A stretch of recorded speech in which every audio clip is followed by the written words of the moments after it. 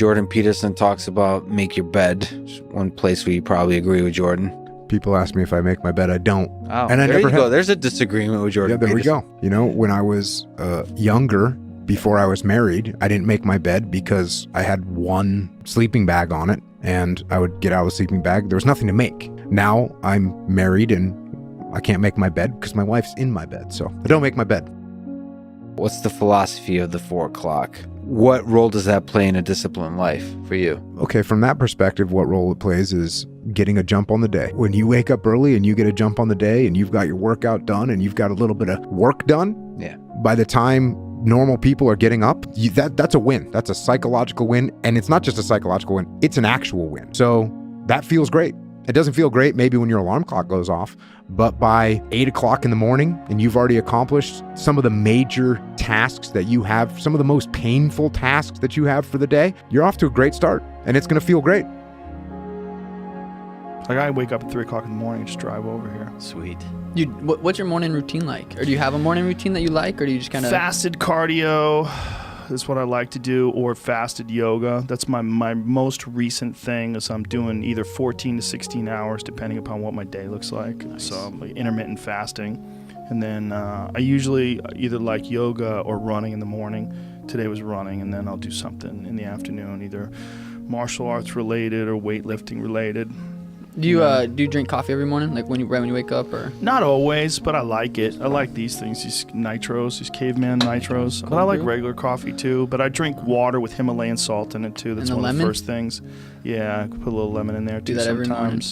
Sometimes I throw a little cayenne pepper in that motherfucker. Wow! Any apple cider, ever vinegar? I do that stuff sometimes too. I take a lot of probiotics. Those are I eat a lot of kimchi. I find like kimchi and game meat is like, I've been on this kick for the past 3 or 4 months where I just eat kimchi and elk like 3-4 times a week. I'm eating that stuff. It's unbelievable the degree to which our sanity depends on a functioning sociological structure. And here's why. Well, first of all, you kind of need to know what to do every day. You have to have a routine, because you're an animal, you know. And, you know, if you have a dog or a cat, dogs are a really good example of this. Dogs like routine. They like to be walked the number of times a day that they're supposed to be walked, and they get quite sick very rapidly if you don't routinize their days. Children are exactly the same way. Now, you can overdo it, right? But still, you know, you need to know approximately when you should get up. It should be approximately the same every day. You need to know approximately when you're going to eat. You need to know what you're going to eat. You need to know who you're going to eat with. You need to know where to buy your food. It's like 80% of your life, 70% of your life, something like that, consists of those things that you do every single day, that you repeat.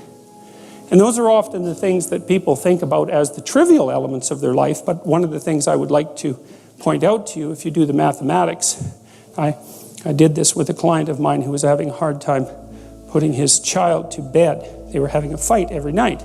And I knew by that time, the studies indicate that most parents only spend 20 minutes per day of one-on-one time with their child. Now, the reason for that is that people are busy, and it's actually not that easy to parse out 20 minutes of one-on-one time. It's a lot bloody more time than you think. But that's all there is, 20 minutes. And he's spending like 40 minutes a day fighting with this kid, trying to get the kid to go to bed. And that's not very entertaining. You know, you think, well, it's just having a scrap with the kid about going to bed. But it's no. If it happens every day, it's a catastrophe. So you do the math. So we'll say 5 hours a week for the sake of argument, just to keep it simple. It's 20 hours a month. It's 240 hours a year. That's 6 40-hour work weeks. So that guy was basically spending a month and a half of work weeks doing absolutely nothing but having a wretched time fighting with his son, trying to get him to go to bed.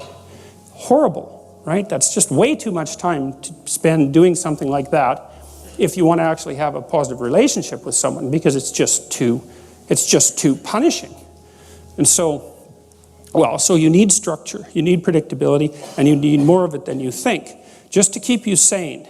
Now, if you're lucky, and maybe a bit odd, you can deviate 5% from the norm, or 10% from the norm, or something like that, carefully and cautiously, as long as the rest of you is all well ordered in a normative manner. You might be able to get away with that, and you might be able to sustain it across time, and people might be able to tolerate you if you do it, or maybe you'll get really lucky and you happen to be creative but reasonably well put together, and people will actually be happy that there's something idiosyncratic and unique about you. But even under those circumstances, mostly what you want is to have a routine that's disciplined, that's predictable, and bloody well stick to it. You're going to be way healthier and happier and saner if you do that.